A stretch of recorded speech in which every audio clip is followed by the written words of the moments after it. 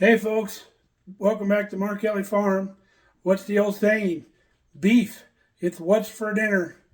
Well, specifically prime rib beef if you're talking about Christmas dinner. Stick around, we'll show you the Mark Kelly way to cook it.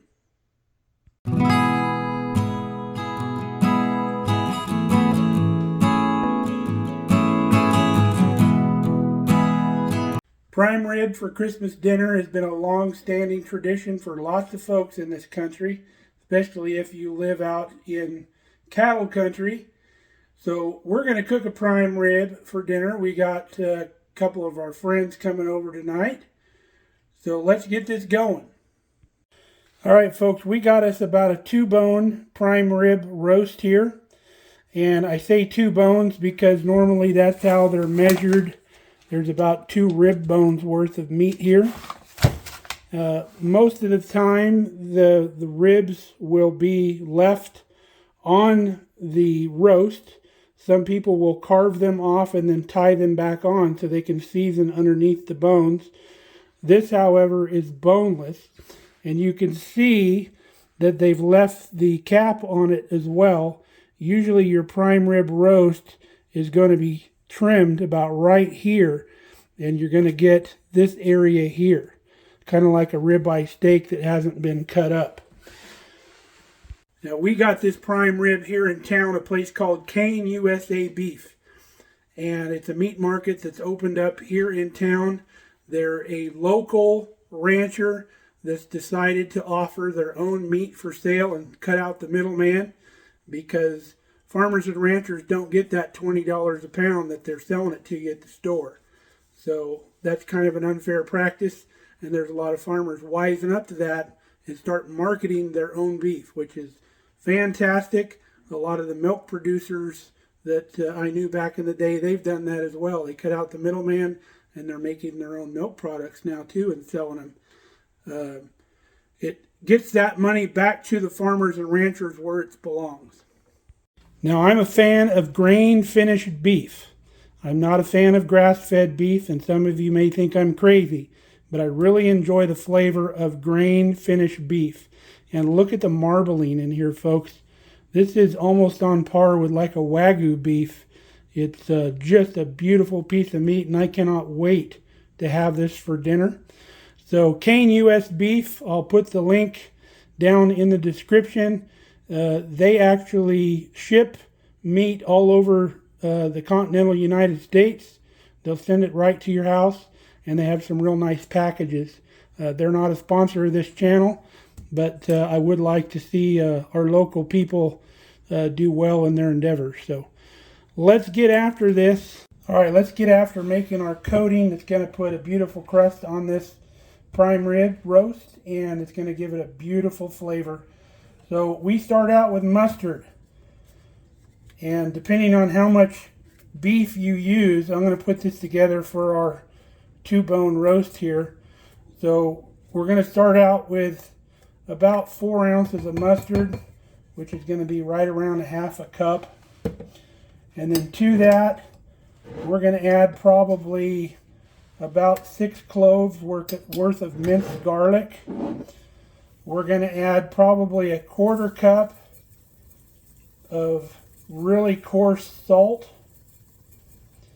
I've seen people use rock salt for this, but if you look on the box of rock salt, say like you use for your ice cream making and stuff like that, it says right on the box, not for human consumption. So it's probably just not as refined as it should be for humans. So also to this, we're going to add probably a good 1/4 cup of Italian seasoning. It's got all your herbs. If you look at the herbs that people put on prime rib and they do it all separately, if you read the ingredients of Italian seasoning, it has all those herbs in it already, so you can do it all in one shot. And then we're also going to add about a tablespoon of black pepper. And that's what we're going to coat our roast with. Now, you can do a whole prime rib roast, a whole strip. You'll obviously have to go up double, triple, or quadruple this mixture. And we're going to mix all this together. So it's well combined. And we've got it. That's what it looks like, folks, right there. I know the lighting is terrible in our kitchen, but it's about that consistency right there. Now this would be good like on a ribeye steak too, if you wanted to put some of this on it before you grilled it. It'd be really good. So let's get this roast on a pan and we'll start slathering this thing up. We got our meat out of the package. There was a big inch thick flap of fat right here. If you remember, we carved just that barely off. There's still a little fat here on the back side, and that's going to be fine.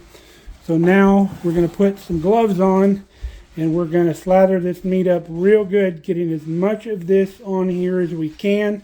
And then we're going to stand it up on what would be the rib side on our little roaster pan here.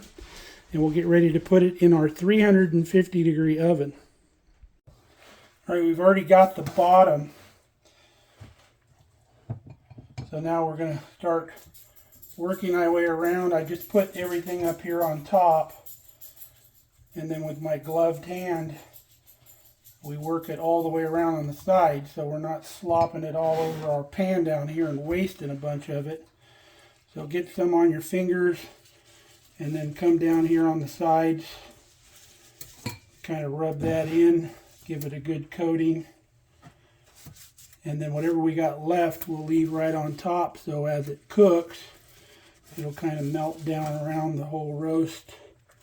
You can see we got a pretty good coating on that side.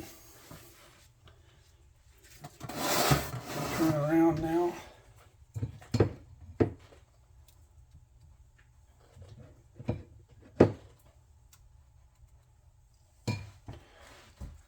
And we'll get some down this side.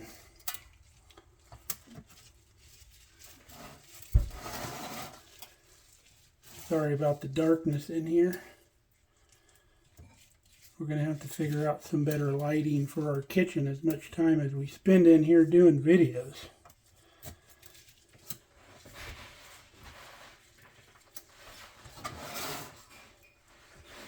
Anywhere that looks lighter, get some down in there. Get some on this end over here.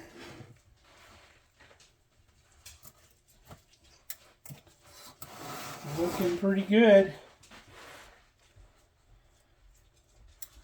We'll get rid of our spoon here. We'll get the rest out of our bowl.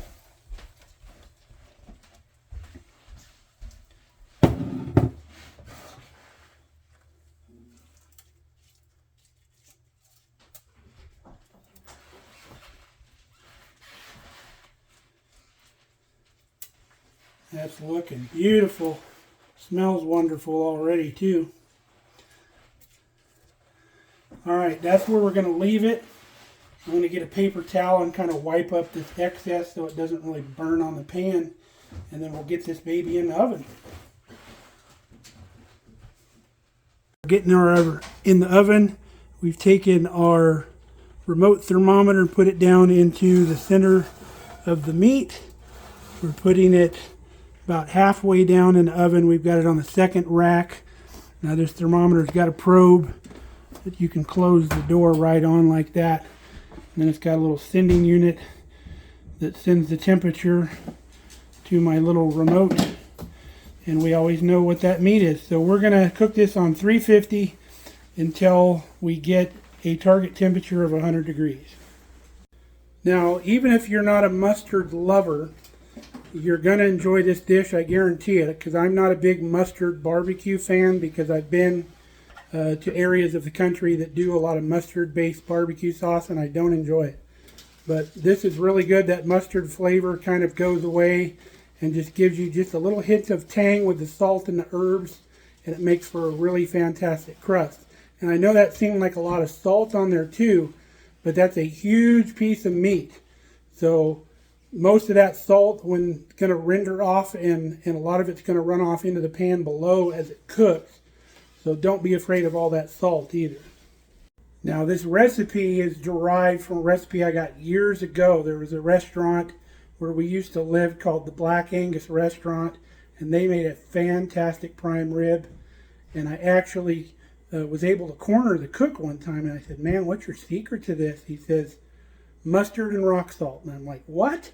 He said, "Yeah, cover your prime rib with mustard and then stick as much rock salt to it as you can." So he actually used rock salt where I don't.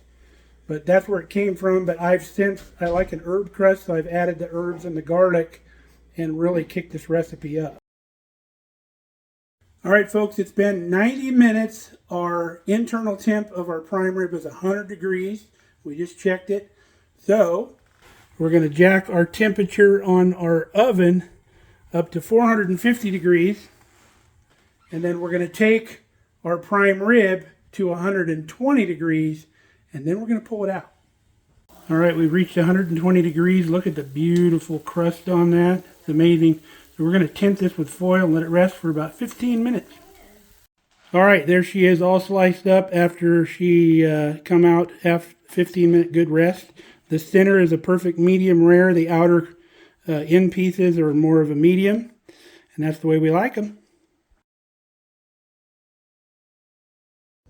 Well, folks, company has gone home, and that was a fantastic dinner. Boy, haven't had a good piece of prime rib in some time.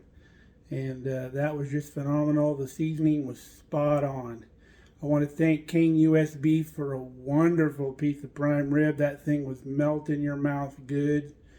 Just amazing. I will put the link to their store in the description. And again, they ship all over the place. So until next time, we hope you enjoyed this recipe. Stay safe, stay healthy. We love you guys. Come back and see us here at Mark Kelly Farm. Merry Christmas, Happy New Year.